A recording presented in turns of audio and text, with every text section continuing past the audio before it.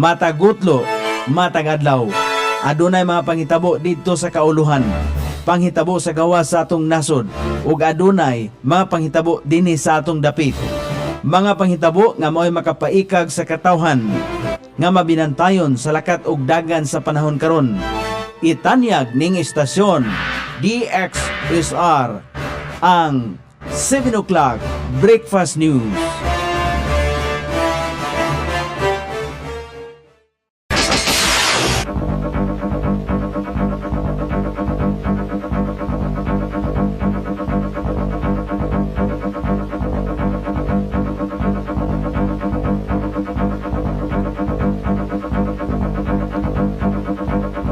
Igala, kumusta? May buntag Iligan, may buntag Mindanao, may buntag Pilipinas. Adlaw Miyerkules karon pitsa 3 ning buwan sa Hunyo ning tuiga 2026. Sangan sa ato station manager Pastor Robin Solapas. Kini ang inyong ka-isar Kabisaya Nunebi. Ang muhatod sa hanay sa balita sa alas 7. O karon sa uluhang tudling sa ato mabalita, solar street lights itaod sa tulo ka hilit nga barangay sa Iligan. Cancer facility proyekto sa City Hospital og ILPI karong tuiga. Young leaders sa Iligan gatapok alang sa Youth Parliament 2026. Sa kauluhan, Malacañang dismayado sa mga nahitabo sa Senado. DepEd giangkon ang problema sa literacy crisis sa nasod.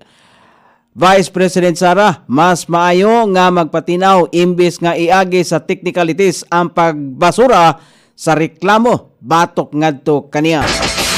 Sa gawas sa nasod, Trump nagpabiling kusgan og himsog ang panglawas.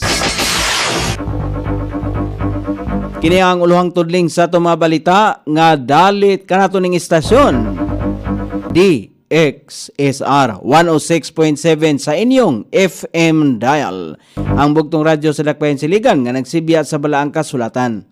Pinasubay sa inspired and preserved. Not simply dictated King James Version sa Anchor Broadcasting Corporation. O karon sa kompleto nga detalye, tauran sa lokal nga kagamhanan pinagi sa City Engineer's Office o solar street lights ang tulo ka mga hilit nga barangay sa Iligan nga mao ang mainit, panuruganan o rugungon. Matag barangay gigahinan kini sa LGU og tag 2 milyones pesos. Adunay 43 ka mga integrated solar street light ang ibutang sa barangay Rugungon, 49 sa mainit og 34 sa solar street light sa barangay Panuruganan. Ang proyekto sugdan sunod semana og lauman nga mahuman sulod sa 30 ka calendar days. Proyekto sa Iligan Light and Power Incorporated og Don Gregorio Tiliots Memorial Hospital karong tuiga ang usa ka cancer facility. Kini tungod kay makaalarma na ang kadaghanon sa mga kaso sa kanser. Sumala pa ni Dr. Ritzilo Daguman, ang Chief of Hospital. Moabot sa 10,000 ka mga bag-ong kaso sa kanser kada tuig base sa pagtuon sa 2020 World Health Organization. Diin pinaka-common ang breast cancer. Sa Pilipinas, usab moabot og 150,000 ang bag-ong kaso sa kanser kada tuig. Sumala pa ni Daguman, 85% na sa proyekto ang natukod o gilauman nga sa bulan sa Agosto mahuman na o ma-endorso na ang maong proyekto. Gikinahanglan pa nga mo-apply ang City Hospital og license to operate niini og mag-train og mga personnel nga mopadagan sa naasoing pasilidad. Gatapok ang mga batanong leaders gikan sa mga barangay sa Iligan atol sa tulo ka adlaw nga Youth Parliament 2026 niadtong Mayo 29 hangtod sa 31. Diin gipakisayran ang ilang papel o responsibilidad isip leader pinagi sa mga diskusyon, workshop o parliamentary sessions ilang nahibaluan kung giunsa paglihok ang pangagamanan og unsaon pag-apil sa paghimo og mga palisya og programa nga makatabang sa komunidad. Ang aktibidad gahatag og plataporma aron mapalambo ang ilaang kahibalo sa maayong pangagamanan, aktibong pagkalungsuranon o paghimog mga desisyon nga adunay positibong epekto sa katilingban. Naglakip kini sa pagbinayluay og mga ideya sa nagkalain-laing isyu nga giatubang sa kabatan-unan. Mas mapalawom pa ang ilaang pagsabot sa mga hagit og oportunidad nga ilaang atubangon isip umaabot nga mga leader. Ang LGU Iligan padayon nga giandam ang sunod nga henerasyon sa mga leader pinagis paghatag kanila og kahibalo, kasinatian og oportunidad sa pag-apil sa mga proseso sa pangagamanan isip mga leader nga magdumala og maghulma sa kaugmaon sa Iligan City. Balita sa kauluhan, gipamugo sa Palasyo sa Malacañang nga apektado ang katawhan o ang ekonomiya sa panagbangi o kagubot sa Senado. Sumala pa kang Palace Press Officer Claire Castro nga partikular nga adunay epekto ang mga nahitabo sa Senado sa pagpasar sa mga prioridad nga balaod nun. Sa niaging adlaw, wala nakapahigayon og sesyon ang Senado human maaresto si Senador Jinggoy Estrada.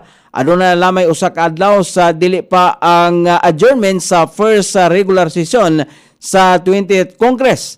Pagkahuman ini ngadto na sa Hulyo ang subling pagbukas sa sesyon sa mga magbabalaod dungan sa suna sa presidente.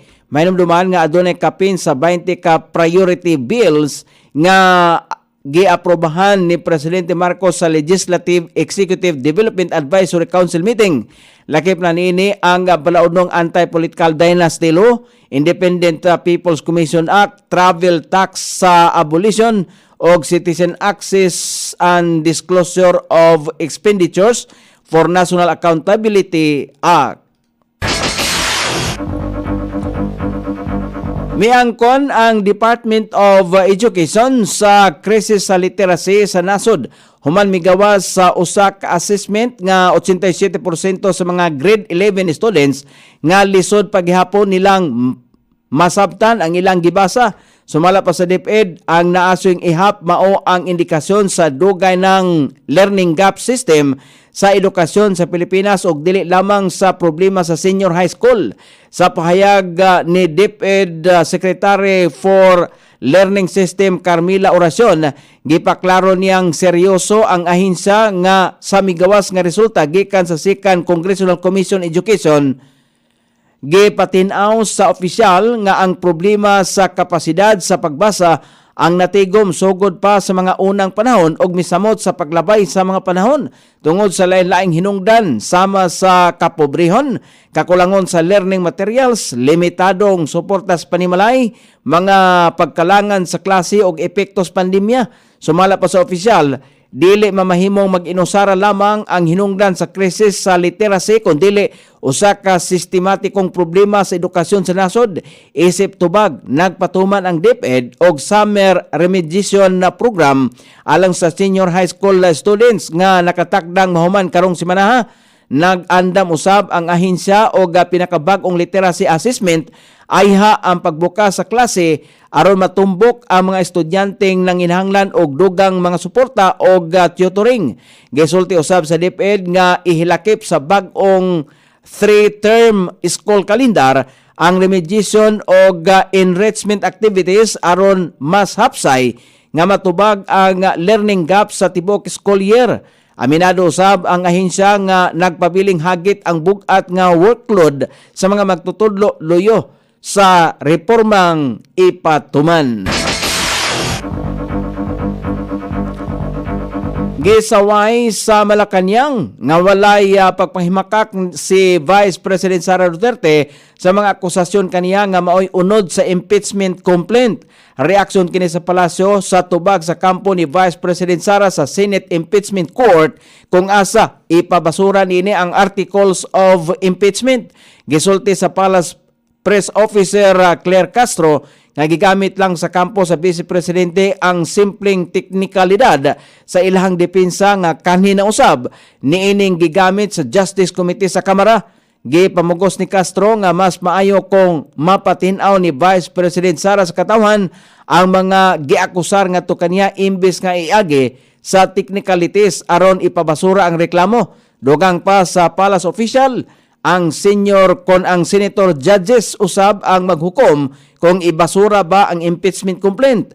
Punto pa niini, makaayo usab sa Vice Presidente kung mahimo niining malimpyuhan ang iyang pangalan sa pamaagi sa ebidensyang madladad sa impeachment trial. Subli usab nga gihatagan og katin-awan ni Castro nga kinahanglan ang accountability labaw na sa usa ka public servant nga kaso ni Vice President Sara nga anaa sa kamot sa Senado.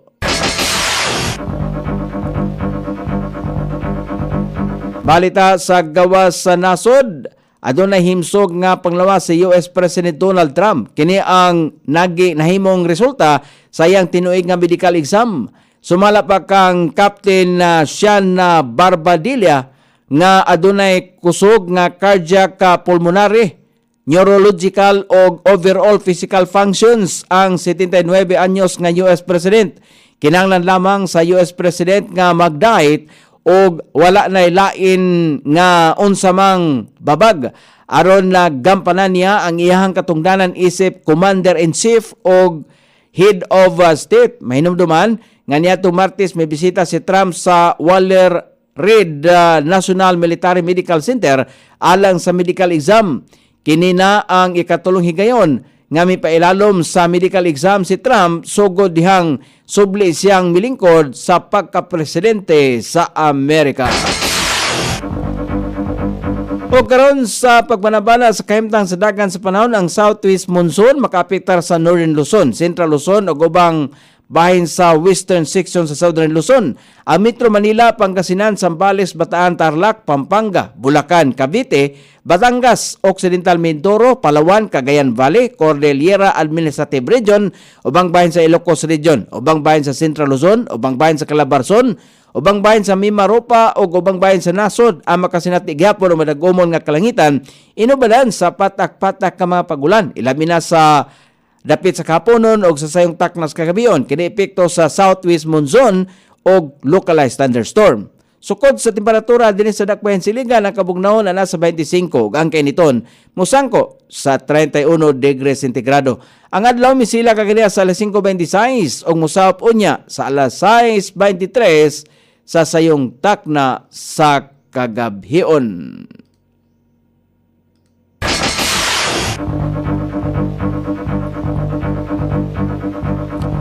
Inyong nabati ang kinatibuk ang hanay sa balita sa alas 7 nga dalit kanato ning istasyon. DXSR 106.7 sa inyong FM dial. Ang bugtong radyo sa Dakbayan Siligan nga nagsibya sa balang kasulatan. Pinasubay sa Inspired and Preserved, Not Simply Dictated, King James Version sa Anchor Broadcasting Corporation. Sangan sa tigsuat sa itong balita lokal, Coney Island, sa ato station manager, Pastor Robin Sulapas. Kini ang inyong KSR Kabisaya Nunay B. Magpasalamat og maingon, mayong buntag, Iligan.